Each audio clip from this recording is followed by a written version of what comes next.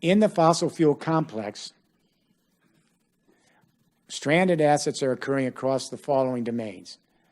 First, what's happening is all the exploration rights they buy, they're pretty expensive.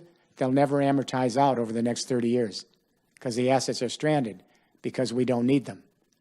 And all of the fossil fuels under the ground and on the ocean floor, we're not going to use them because they're more expensive than solar and wind. And all the gas pipelines they're still putting in, they're going to be abandoned. You will never amortize them now over 30 years. And all the gas-fired power plants we thought we needed for backup, for intermittent solar and wind, we don't need them now because batteries have plunged 75% in the last 4 years.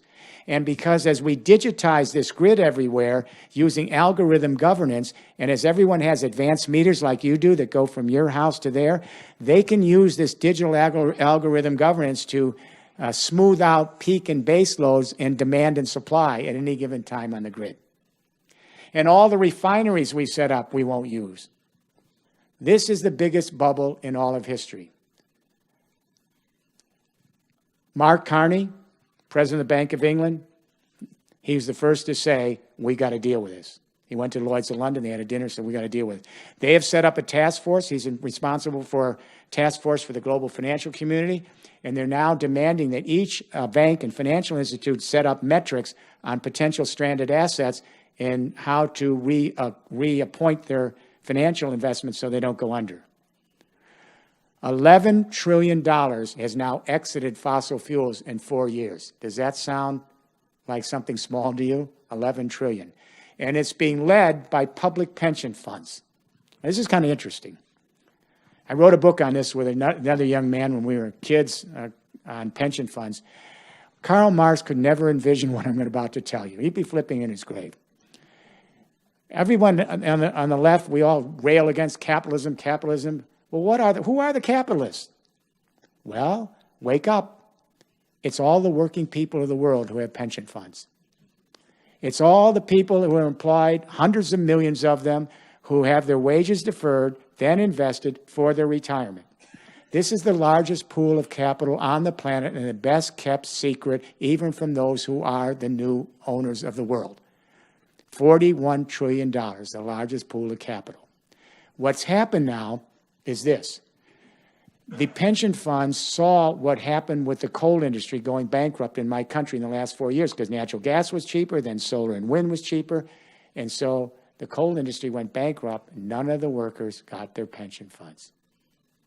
So now the big public pension funds, public employees, they're getting out. New York and London and Melbourne, all the big cities have gotten out in the last 24 months. I'm sure you're reading about it. It's not just because of ESG.